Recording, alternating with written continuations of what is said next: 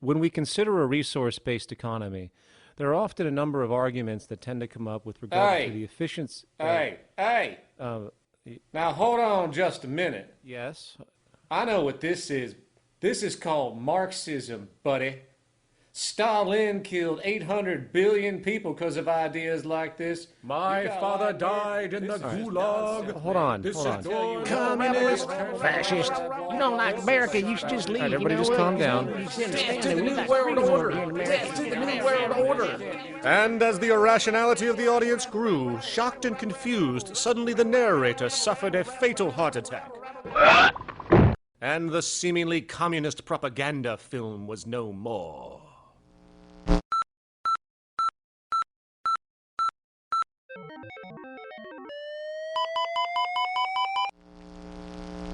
You know, I've said that sort of thing to people in think tank type of situations, and you know, these Club of Rome types and so forth. Marxist. What Marxist? Where did that come from? You know, they got this icon they hold on to as their holy grail, and it's such an easy one. You know, people ask if I'm a socialist or a communist or a capitalist, and I say I'm none of the above. And why do you think that those are the only options? All of those political constructs were created by writers who assumed that we lived on a planet of infinite resources. Not a one of those political philosophies even contemplates that there might be a shortage of anything.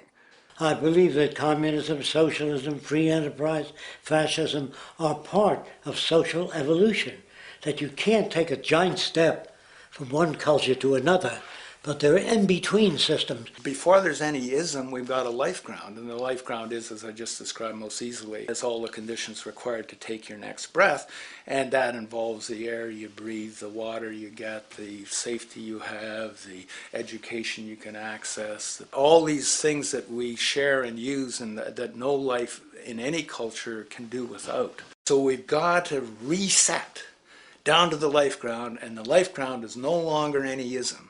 It's life value analysis. It's simply a matter of historical fact that the dominant intellectual culture of any particular society reflects the interests of the dominant group in that society. In a slave-owning society, the beliefs about human beings and human rights and so on will reflect the needs of the slave owners.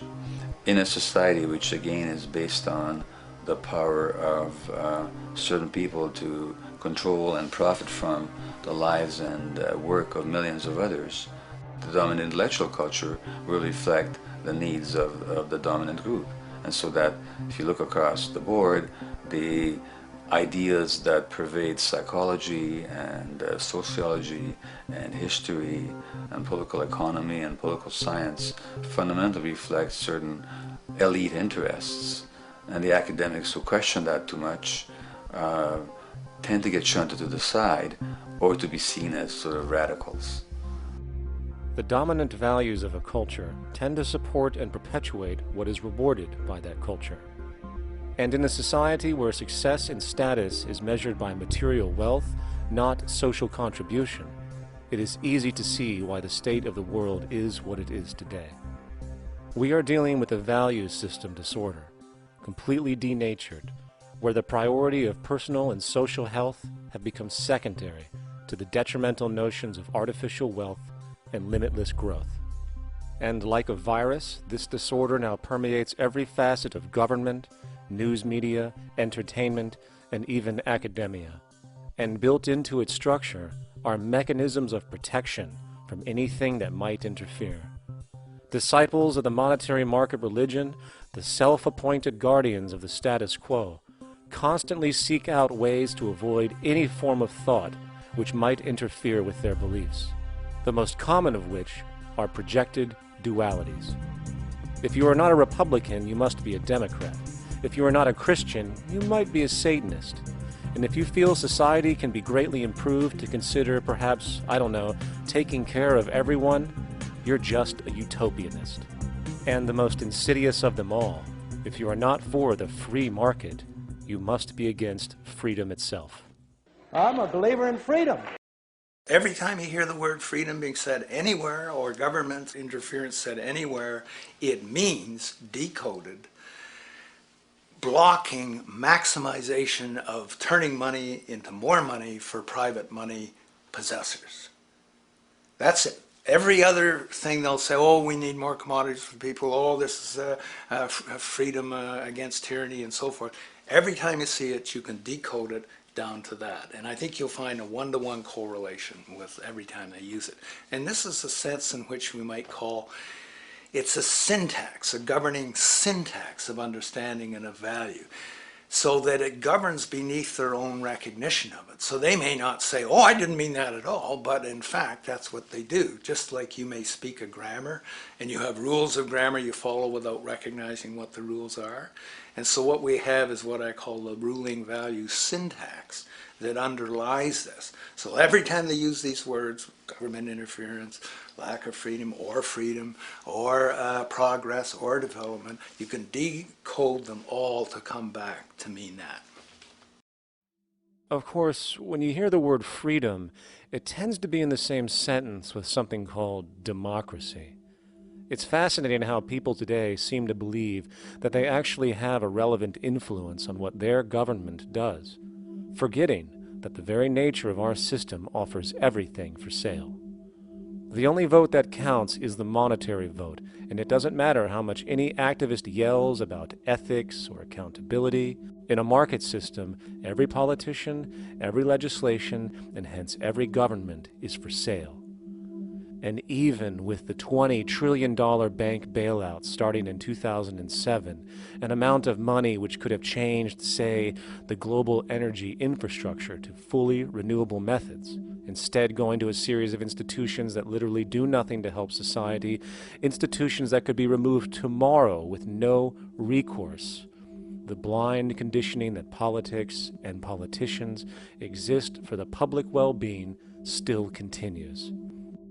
The fact is, politics is a business, no different than any other in a market system, and they care about their self-interest before anything else. I don't really, honestly, deep down believe in political action. I think the system contracts and expands as it wants to. It accommodates these changes. I think the civil rights movement was an accommodation on the part of those who own the country.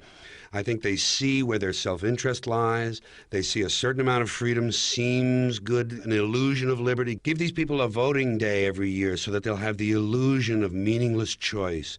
Meaningless choice that we go like slaves and say, "Oh, I voted." The limits of debate in this country are established before the debate even begins, and everyone else is marginalized. They're made to seem either to be communists or some sort of disloyal person, a kook, there's a word, and now it's conspiracy. Say, they've made that something that should not be even entertained for a minute, that powerful people might get together and have a plan.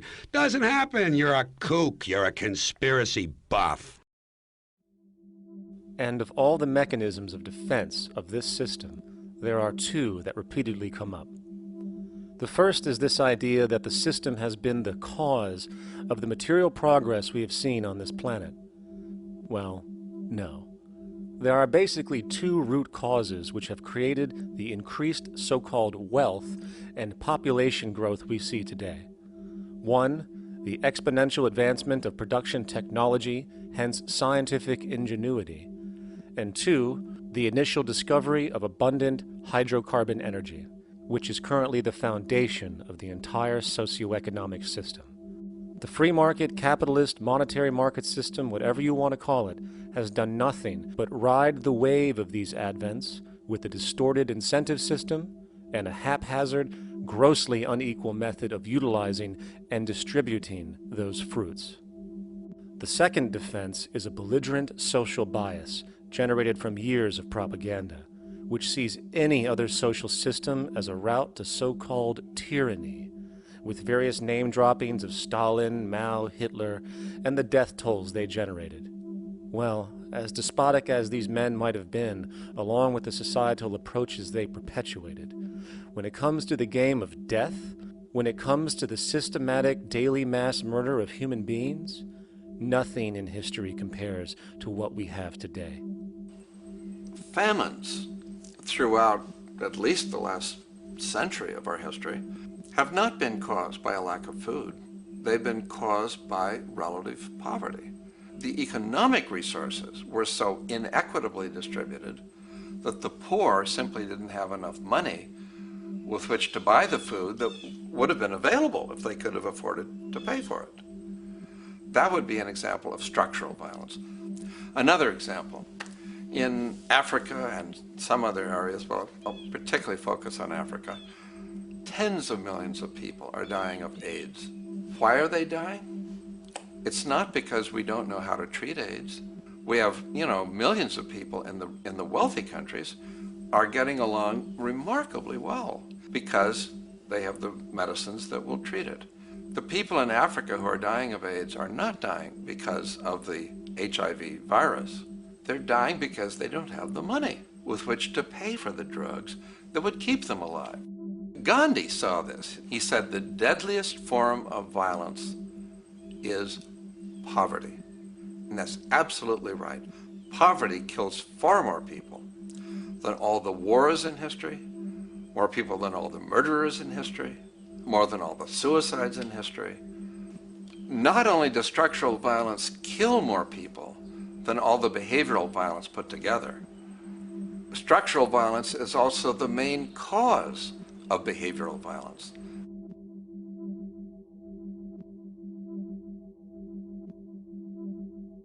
Oil is the foundation of, and it is present throughout the edifice of human civilization. There are 10 calories of hydrocarbon energy, oil and natural gas, in every calorie of food you and I eat in the industrialized world. Fertilizers are made from natural gas. Pesticides are made from oil. You drive oil-powered machines to plant, plow, irrigate, harvest, transport, package.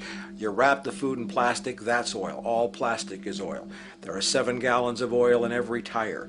Oil is everywhere. It's ubiquitous, and it's only because of oil that there are 7 billion people, or almost 7 billion people on this planet right now. The arrival of this cheap, easy energy, which is equivalent, by the way, to billions of slaves working around the clock, changed the world in such a radical way over the last century, and the population has gone up 10 times. But by 2050, oil supply is able to support less than half the present world's population in their present way of life. So the scale of adjustment to live differently is just enormous. The world is now using 6 barrels of oil for every barrel it finds. 5 years ago, it was using 4 barrels of oil for every barrel it finds. A year from now, it's going to be using 8 barrels of oil for every barrel it finds. What's disturbing to me is the lack of any real effort from governments worldwide or industry leaders worldwide to do something different. I mean, we have these sort of attempts to build more wind power and to maybe do something with tide. We've got attempts to make our cars a little bit more efficient. But there's nothing which really looks like a revolution coming along. These are all pretty minor. And that, I think, is pretty frightening. And the governments who are driven by these economists who don't really appreciate what we're talking about are trying to stimulate consumerism to restore past prosperity in the hope that they can restore the past. They're printing yet more money lacking any collateral at all. So if the economy improves and recovers and growth, famous growth comes back, it'll only be short-lived because within a short period of time, counted in months rather than years, it'll hit the supply barrier again. There'll be another price shock and a deeper recession. So I think we go into a series of vicious circles. So you have the economic growth going up, price spike, everything shuts down, that's where we are now.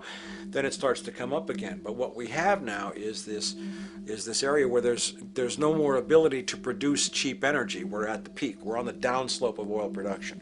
No way you're going to get any more out of the ground any faster, which means that things shut down. The price of oil drops, which it did in early 2009, but then as you have an ersatz so-called recovery, the price of oil starts to come back. It's recently been hovering around $80 a barrel, and what we see is at $80 a barrel now, with the economic and financial collapse, people are having a hard time affording that. World oil production right now is about 86 million barrels a day. Over 10 years, you're looking at roughly 40 million barrels a day having to be replaced.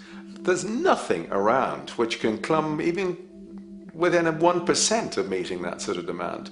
If we don't do something pretty quickly, there's going to be a huge energy deficiency. I think the big mistake is in not recognizing a decade or so ago that a concerted effort needed to be made to develop these sustainable forms of energy. I think that's something our grandchildren will look back on with total disbelief. You people knew that you were dealing with a finite commodity. How could you possibly have built your economy around something which was going to disappear? For the first time in human history, the species is now faced with the depletion of a core resource central to our current system of survival. And the punchline of the whole thing is that even with oil becoming more and more scarce, the economic system will still blindly push its cancerous growth model, so people can go out and buy more oil-powered cars to generate GDP and jobs, exacerbating the decline. Are there solutions to replace the edifice of the hydrocarbon economy? Of course. But the path needed to accomplish these changes will not manifest through the market system protocols required, since new solutions can only be implemented through the profit mechanism. People are not investing in renewable energies because there is no money in it in both the long and short term, and the commitment needed to make it happen can only occur at a severe financial loss. Hence, there is no monetary incentive, and in this system, if there's no monetary incentive, things do not happen. And on top of it all, peak oil is just one of many surfacing consequences of the environmental social train wreck gaining speed today. Other declines include freshwater, the very fabric of our existence, which is currently showing shortages for 2.8 billion people, and those shortages are on pace to reach 4 billion by 2030. Food production, the destruction of arable cropland, from which 99.7% of all human food comes from today, is occurring up to 40 times faster than it is being replenished. And over the last 40 years, 30% of the arable land has become unproductive. Not to mention that hydrocarbons are the backbone of agriculture today, and as it declines, so will the food supply. As far as resources in general, at our current patterns of consumption, by 2030 we will need 2 planets to continue our rates, not to mention the continual destruction of life-supporting biodiversity, causing extinction spasms and environmental destabilization across the globe. And with all of these declines, we have the near exponential population growth, where by 2030 there might be over 8 billion people on this planet. Energy production alone would need to increase 44% by 2030 to meet such demand. And again, since money is the only initiator of action, are we to expect that any country on the planet is going to be able to afford the massive changes needed to revolutionize agriculture, water processing, energy production, and the like, when the global debt pyramid scheme is slowly shutting the entire world down? Not to mention the fact that the unemployment you currently see is going to become normality due to the nature of technological unemployment. The jobs are not coming back. And finally, a broad social perspective. From 1970 to 2010, poverty on this planet doubled due to this system. And given our current state, do you honestly think we will see anything less than more doubling, more suffering, and more mass starvation?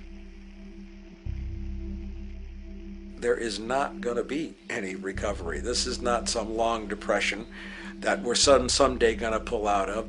I think the next phase we're going to see after the next round of economic collapse is massive civil unrest, when employment checks stop being paid because the states have no money left. And when things get so bad that people lose confidence in their elected leaders, they will demand change if we don't kill each other in the process or destroy the environment. I'm just afraid that we might get to the point of no return. And that bothers me no end. We do all we can to avoid that condition. It's clear that we're on the verge of a great transition in human life. That what we face now is this fundamental change of the life we've known over the last century. There has to be a link between the economy and the resources of this planet, the resources being, of course, all animal and plant life, the health of the oceans and everything else. This is a monetary paradigm that will not let go until it's killed the last human being. The in-group will do all it can to stay in power. And that's what you got to keep in mind. They'll use the Army and Navy and lies or whatever they have to use to keep in power. They're not about to give it up because they don't know of any other system that will perpetuate their kind.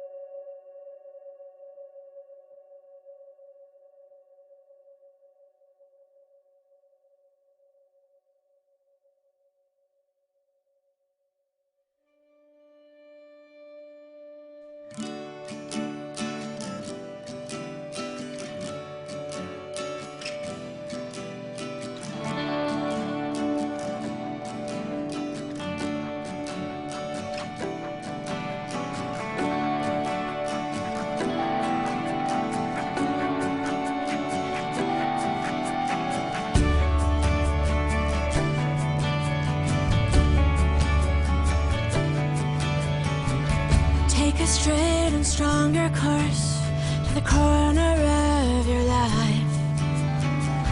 Just remember that the goal is for us all to capture all we want.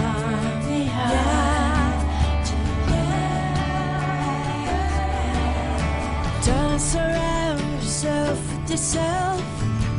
Move on back to squares. Send an instant to me, and I shall live with love and care for yourself.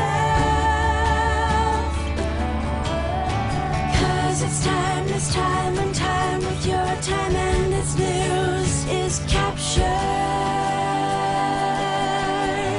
for the Queen to use.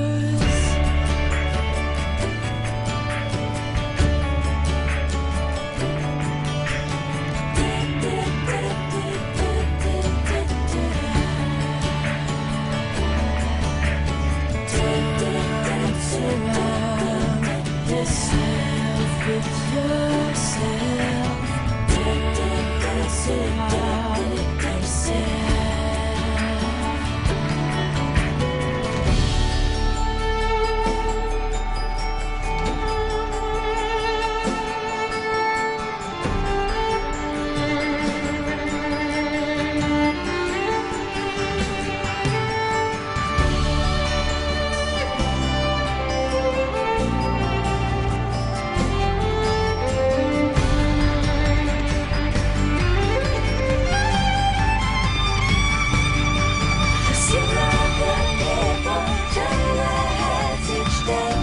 Satisfied, I'm on my way.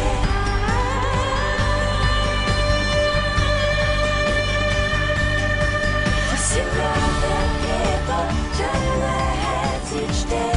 So satisfied, I'm on my way.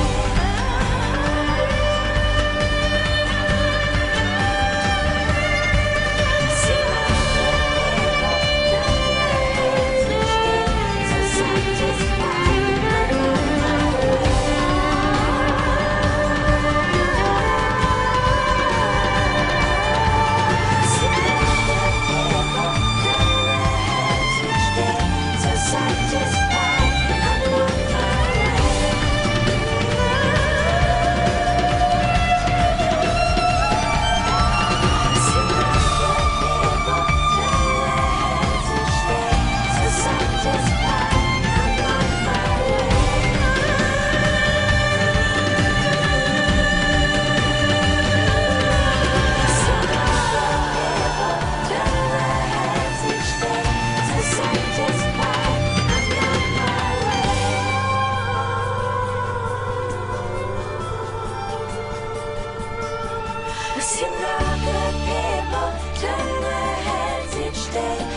Satisfied, I'm on my way.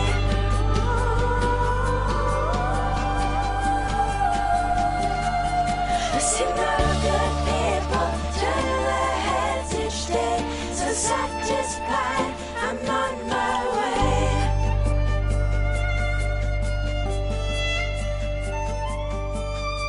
I see no good people turn their heads each day.